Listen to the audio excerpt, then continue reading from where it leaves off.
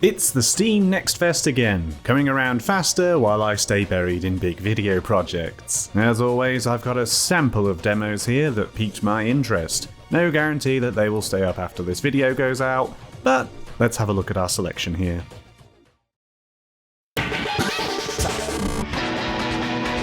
Unbeatable is a stylish 2D rhythm game by D-Cell Games and published by Playstack. You control a girl named Beat and follow her and her band in, well, the trailer sums it up best. A game where music is illegal and you do crimes. Most of the gameplay here in this rhythm game is rhythm challenges. Low notes, high notes, hold notes, mash notes, avoid obstacles. I think if you're familiar with just about anything from the genre, you can grasp this pretty easily. But what makes this game stand out is the context in which you do these things. Sure, you'll do it when you're jamming out with the band, but also when you're beating up cops. Maybe calmer moments where you're absorbing what you hear in the world around you to create new music. Or batting for dear life in the most intense baseball minigame I've played. This game has a lot of ideas in just this demo slice, and what's cool is how it uses it to inform the story. Doing stuff for characters we meet, or getting into a fight spontaneously during gameplay, it feels natural to suddenly need to rock out after spending some time vibing in this game's gorgeous world. There are also some non-rhythm activities to cool things off, like designing posters and taking photos to match up to old Polaroids. While the game has lots of story it wants to tell and visual presentation to boot, these interactive sections elevate everything here. It makes you feel like part of the proceedings. And like I'm playing a game as opposed to watching a pretty animated movie too, I guess. A rhythm game doesn't always need a story, but this one wants to put it aggressively up and in your face. A literally colourful cast of anime-inspired youths, all trying to make it in a messed up world, and with their own baggage to carry around. I got quite into it, and not just because music-based urban fantasy games featuring a character named Beat is a weirdly specific Achilles heel of mine, but it's just really well put together. Our protagonists, their friends, and even the villains, here like a competent and stylish Team Rocket, have such flair to them, but they're also very flawed and very human, and it just hooked me in. I was all in to keep vibing with what was going on. And speaking of a vibe, man, this sure is one. A weirdly particular one, but one I can groove with a lot. If you've been screaming in your head the words "Fooly Cooly," then congratulations. This game is made for you and your impeccable taste in anime. Yeah, Cooly Cooly is you do it like this with your hands, see?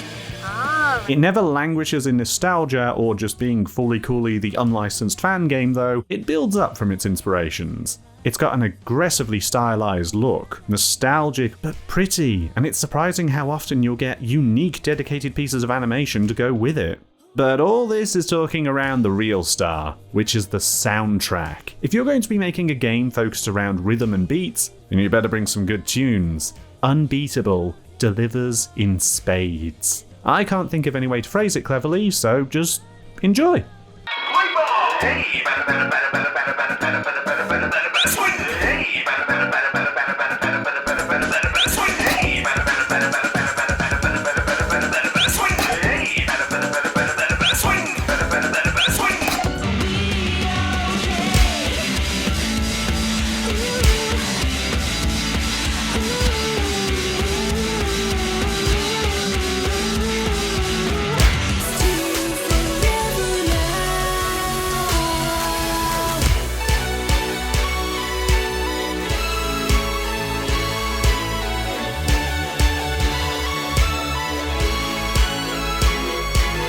What's more, the game has a pretty extensive arcade mode, with this delightful Y2K menu, so if you don't feel like jamming with the story, you can head straight to the music here, with a ton of songs and difficulty options to choose from. It probably needs a bit more TLC here and there, but it doesn't change the fact that Unbeatable is fantastic. It's been a long time coming, but I'll be looking for when it finally swings the bat later this year.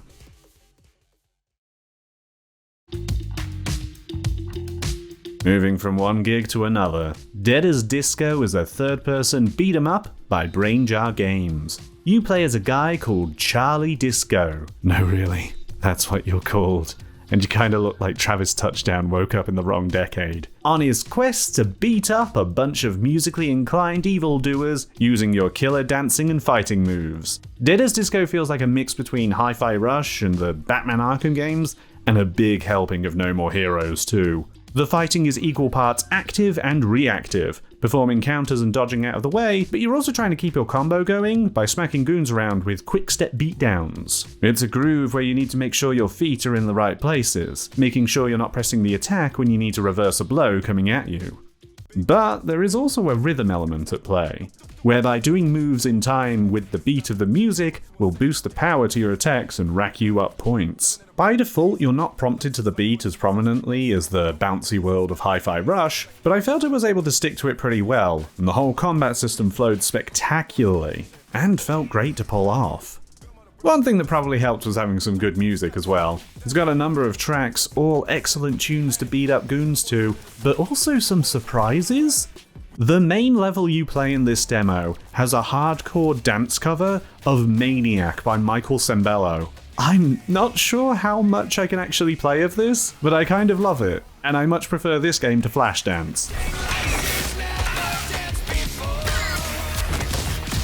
There's more music in here too that you can access through the game's arena mode, where you can compete with other players on a leaderboard. Rack up as many points as you can before the song is over. I'm shocked the amount of games that miss out on having a horde mode like this, and I'm glad Dead as Disco didn't miss this trick. Especially with its best feature. You can import your own music to fight to.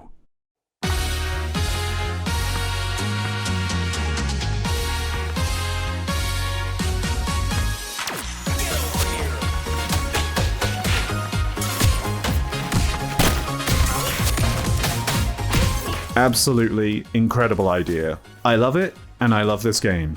They seem to be promising a lot for the full release too. More levels, character customization, and even multiplayer. Dead as Disco is stylish, groovy, and while it doesn't have a release date yet, I can't wait to see it come out and get down when it's done.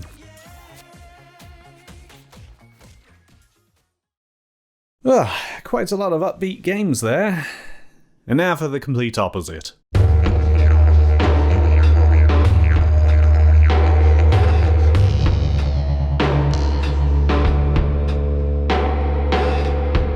Pathologic 3 Quarantine is a first-person survival pathologic game from Icepick Lodge. This might require a bit more time than usual. Pathologic is a strange series, and this game is no different. So I should give a quick rundown before we get into it, in case you don't know about Pathologic.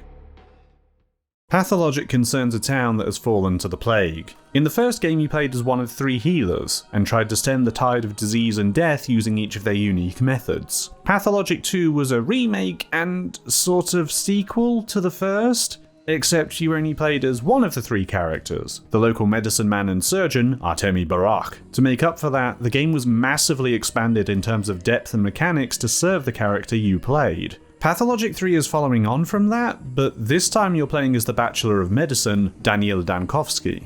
The basic gist of Pathologic is still here. You need to survive in a town swimming with plague, with people acting desperately in time of crisis, and managing your own faculties. You also have to do your duties as a doctor and work out the nature of the plague. Only, every little thing now has a new twist to it. Pathologic 1 and 2 were pretty similar in execution, but 3 is an entirely different animal. Let's start with what's new. For starters, the Bachelor is going to be handling things like an actual doctor. You'll be presented with sick people and you need to make a diagnosis. You interview the patient to hear what they have to say, conduct a thorough physical examination to see if there are any visible symptoms on their body, and then question them again on what you found until you can tie enough symptoms together to form a diagnosis. Seems simple, but it's not always so straightforward. A symptom might just be a circumstantial happenstance they got from work or from their day. You have to find out what's relevant and what's not. But a patient also might not be reliable. One guy in the demo is so hard to diagnose you end up going to their house to investigate, and hear conflicting information from the neighbours about what's wrong with them. It's a bit like House MD, except all the cutting insults are said in Latin by a pretentious twink. But you also have to manage the town's response to the illness. You don't see too much of this in the demo, but it seems you have to manage containing the infection and keeping the populace happy. It's not an easy thing to do. There's also meant to be other mechanics like examinations and even a time travel element, but they're not really explored in the demo, so we'll move on to what's been changed. And Pathologic 3 has changed a lot. One of the big ones is that the Bachelor doesn't have to worry about his basic needs. Food, water, sleep, he doesn't care. Tired of this noise. What he does instead have to manage is his mental state. At the top of the screen is a seesaw meter that represents apathy and mania. Let apathy fall too low and the Bachelor becomes sluggish and won't see the point in doing things. So you take some cigarettes before work and hey presto, he's ready for the day. However, if you let it climb too high, then sure, Daniel will have a spring in his step, but it will come at the cost of his health. Letting either side get out of control will lead to death, one way or the other. It is always in flux though, based on what happens around you. Warming yourself by a fire will increase your mania, wearing yourself out by sprinting will wear you down. Killing people, even in self-defense, exacts a mental toll too. You're a doctor, here to save the town, not cut through its people. The items you use to control this are also the same medicines that you use to treat patients and ease the passing of plague victims. So resource management is still on the menu here.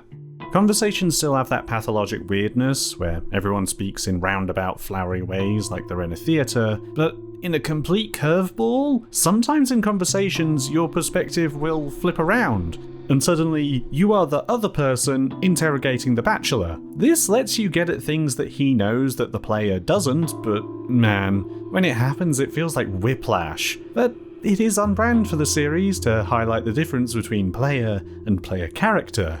But by far the biggest change is that they have seriously cut down on the walking in the game by just skipping most of it? It's still the same map as Pathologic 2, but now when you pass through a gate, the Bachelor will automatically walk to where you point him. You only take control if you enter a dangerous district. And no, it's not just for the demo. The devs have said it will be this way for the full release. This, I'm of two minds about. On one hand, yes, you do a lot of walking in Pathologic, and cutting down on dead time is probably a good thing. These aren't short games, and a lot of time you'll just be holding forward and going. It also represents the Bachelor caring less about his surroundings. Not needing to balance hunger and thirst begs the question of why you'd need to freely explore the town anymore, too. On the other hand, one of Pathologic's consistently strong elements is its atmosphere, and cutting to a map screen to skip sections of the town feels like it could diminish that. I get less of a sense of place when areas are just represented as ink on paper, and it's a shame because the game still knows how to do atmosphere. Just look and listen to this.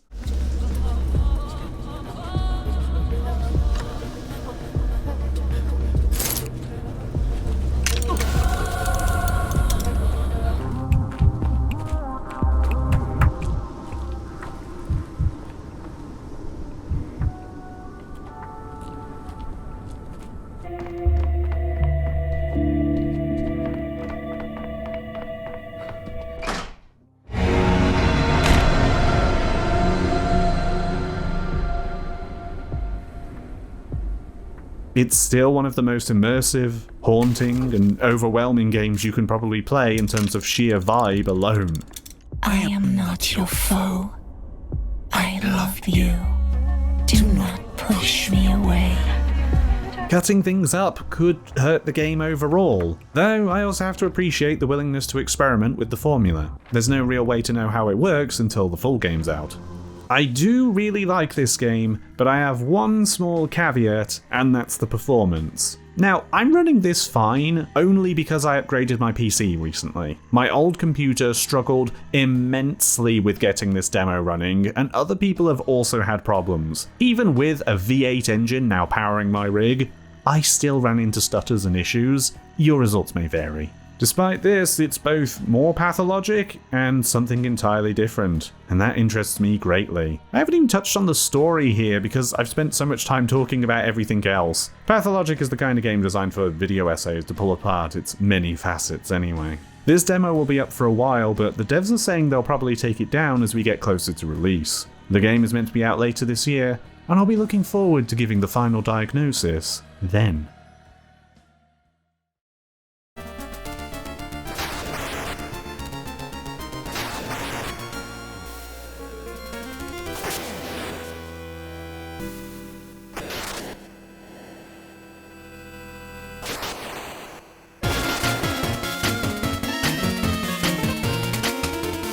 Mina the Hollower is a 2D top-down action-adventure made by Yacht Club Games. After what's felt like forever, and 100 Shovel Knight cameos across different games, we finally have something new from Yacht Club. And I've been focused on this game for a while. You play as Mina, who is a Hollower. What's a Hollower? Someone who can dig about, I think. But also you apparently make wonderful technology that has gone on the fritz in the realm of Ossex, unrelated to Essex. So you sail over there, get attacked by a kraken, and wash up on the shore to find the whole place in an awful state, and set about to make things right. The first thing that sticks out to me about Mina the Hollower is the era of games that it's emulating here. Specifically, Game Boy Color Zelda titles come to mind, which is absolutely my jam. Link's Awakening and the Oracle games were my favourite as a kid, hence why I've had my eye on this game during its very lengthy development. But it does have other enhancements like RPG character portraits, full widescreen and big scrolling levels to help it feel more up to date, working to go past its influences to help it feel more like what I remember and what I expect now. The way you move accentuates this as well. Walking around is fine, hopping over obstacles makes sense despite the perspective, but the key to the game is burrowing. With a hop, Mina can dive into the ground and zip around faster than if she was on foot. From under the ground, she can launch herself out to jump farther, dash under obstacles, or even position herself to pick up rocks and the like to use on enemies. This is when you're not using your trusty weapon. You get the choice of 3 weapons at the start of the game, and I played through with the whip, since that's what I'd seen the most in the trailers and such leading up to it. It's snappy and responsive, even with the classic Castlevania wind-up delay. And speaking of which, we also have sub-weapons, which are very Castlevania, complete with limited uses, topped up by pickups, such as an axe that travels in an arc, and a straight-line dagger throw that, in a twist, also comes back. Using these are perfect for getting the advantage on trickier enemies, and with skill, you can do some serious damage with them. But it's by combining these with your burrow that combat comes alive, zipping out of the way of enemy attacks and creating distance before or charging through and making a blow. Adding on to this is a Souls-like leveling system where you collect bones in order to get an instant level up after hitting a threshold. You do lose your bones, but only after your second death, giving you a nice safety net to get them back. Though some enemies can pick up the spark that protected you, and you'll have to kill them in order to get this back. It feels similar to that other game about the guy running around with a garden implement, beating up enemies with it.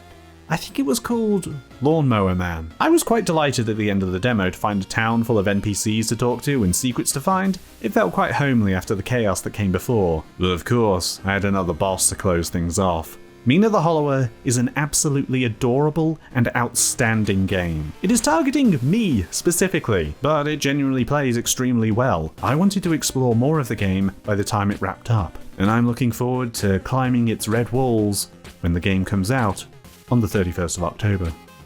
Red wall? No? Do kids still read these books? Whatever.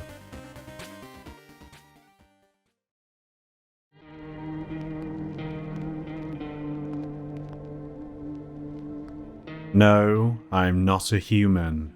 It's a survival, horror, puzzle, narrative focus thing made by Trioscars. Apologies if I'm not saying that right. I was aware of this game before, but knew more or less nothing about it, mostly because when YouTube isn't recommending me my own videos, there's a sea of reviews and breakdowns of this game. I've abstained from knowing more until getting to it myself, and the result is, man, it's a weird one. The premise is the world is ending. The sun has become so hot you can't go out in the day anymore, and people are banding together to sit it out, hopefully. However, at night it's a different story. People come knocking on your door, but are they really people?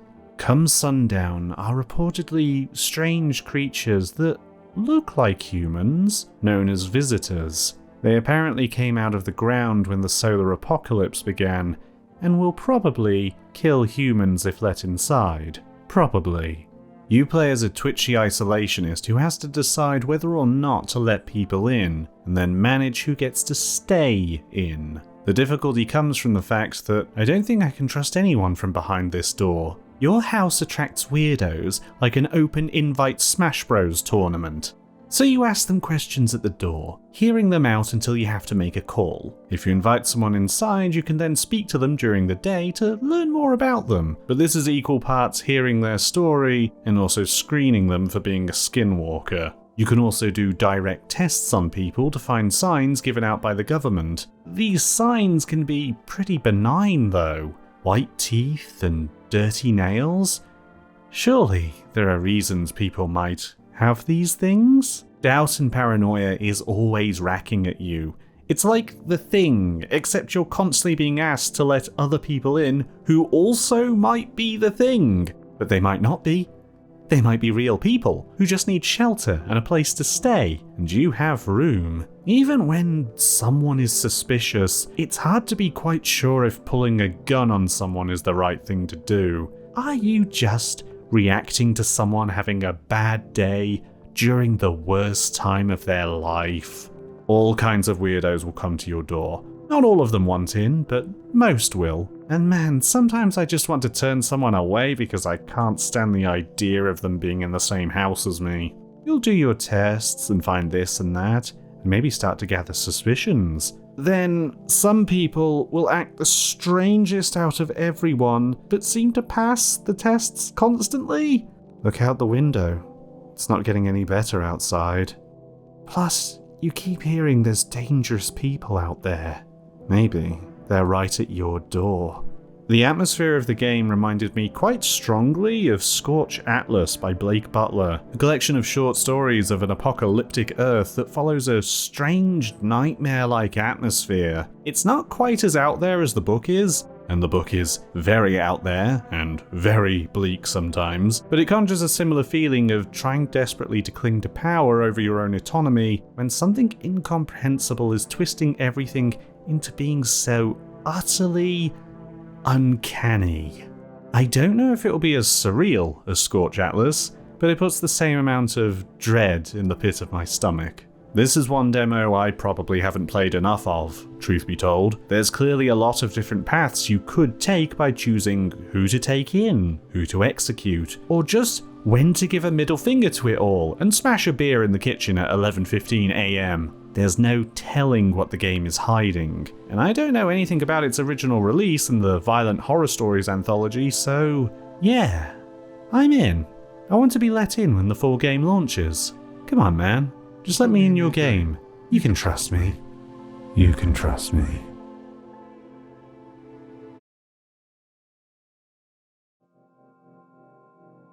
The next game contains flashing lights and colours. If you're photosensitive, then you might want to skip it. But even if you're not, you might get a headache. I think that's the intended experience though. TAMASHIKA is a fast-paced FPS corridor shooter by Quick Tequila and published by Edgelord. I guess corridor shooter is kind of a genre unto itself now from the likes of Post Void and Mullet Mad Jack. Mechanically, TAMASHIKA is quite stripped down in comparison, but visually, oh my god. The whole thing is a trip, because it feels like it should be someone's animation demo reel for a fake video game, but physically interacting with it makes you realize, no, this is a real video game that I am playing. The levels unscroll like I'm a hamster in a wheel. I feel like I'm fighting my way through a series of Japanese mascots, and when you die, you launch through the whole level back to the start and try again. It's probably the most visually interesting game I've played in a very long time. As I said, in terms of mechanics, it's quite simple. You only have two methods of attacking: gun and knife. The knife is more of a defensive weapon, however, as you're meant to use it to counter or parry the green guys by hitting them with the right timing. Doing a lot of parrying lately. The timing window is pretty small, but you can get into a rhythm with it easily enough. The gun is a gun, and kills most everything in one shot, and you don't even have to be that accurate with it. But what's interesting is it theoretically has infinite ammo. You only lose ammo if you miss, so perfect accuracy means you'll never have to take the time to slow down and reload. All of this is important because it wants to get you in the zone. I compared it to Post Void or Mullet Mad Jack, but honestly its focused design and loud atmosphere reminded me sometimes of Neon White, or maybe even Devil Daggers. When you get into the rhythm, it feels like you've elevated into a state of euphoria, and it's like nothing else. Absolutely transcendent immersion. This is probably why the README file in the menu only says the game is about keeping your mind at one place. That's maybe underselling it? but it also feels like a perfect encapsulation of the experience. The game is meant to be an arcade plug-and-play thing, where you chase the best times on the leaderboards. This is why getting perfect accuracy is important, but also, because the knife is a reactionary defensive tool, that slows you down too. An ideal run is always pushing forward. And this will take some time to get used to. There's no checkpoints at all in the main level, so if you die, it's right back to the start. And you heard me right. Level. Singular. The game is procedurally generated, but only daily, meaning everyone is competing on the same level once a day, but then that's it. You're done. Come back tomorrow for a new level. But feel free to improve on your times if you want. You will have to come to terms with the fact that you will die often, and no checkpoints and one level a day means you might find this frustrating and repetitive, and getting started can be a difficult experience as it is, especially when the multi-staged attacks surprise you. I won't say I never got mad, but once I was in the spirit of things, any concern I had sort of melted away. There are other games I can load up for a more varied shooter experience, but if I want specifically whatever this ecstasy-fueled nightmare is, then I know where to turn to. Just fire it up every day with an energy drink in one hand and keep going until I start to see new colours. What more could you want? Tamashika is out later this year. Check it out and any of the other games featured. And remember to keep your mind at one place.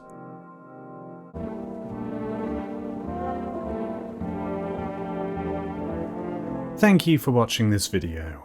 Boy, there's a lot of games out right now, and I'm working on some fairly big projects for the channel, so I hope I can share some good stuff soon. Videos like this and future cool ones are made possible by my patrons, who get to ask questions in Q&A segments at the end of videos, which we'll get into right now. Genre of game I don't play much or would like to play more of. In terms of what interests me, grand strategy games. They're just quite a big time commitment, and once I'm done with one, I don't want to pick another one up for a long time. First game I played that I wanted to tell people about? Metal Gear Solid. This made me the Metal Gear kid at school due to my hyperfixation.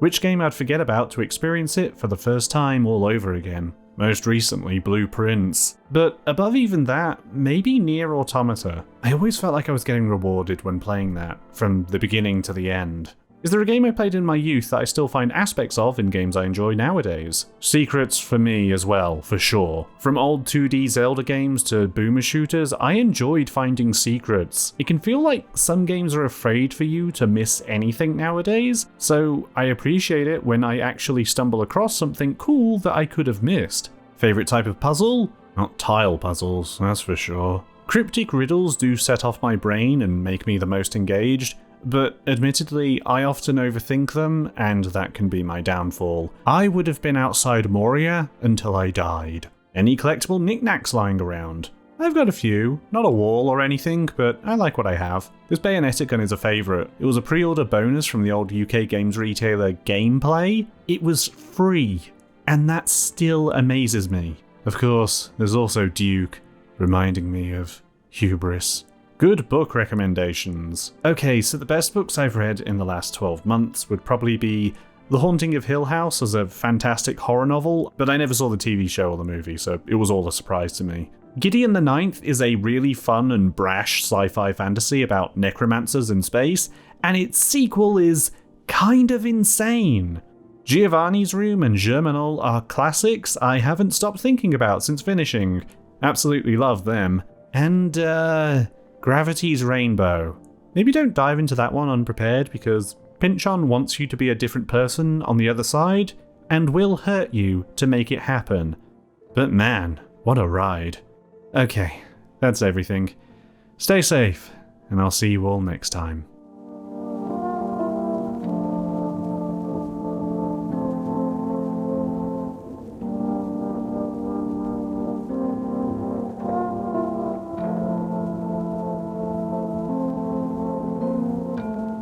Whichever finger bleeds, the whole hand aches.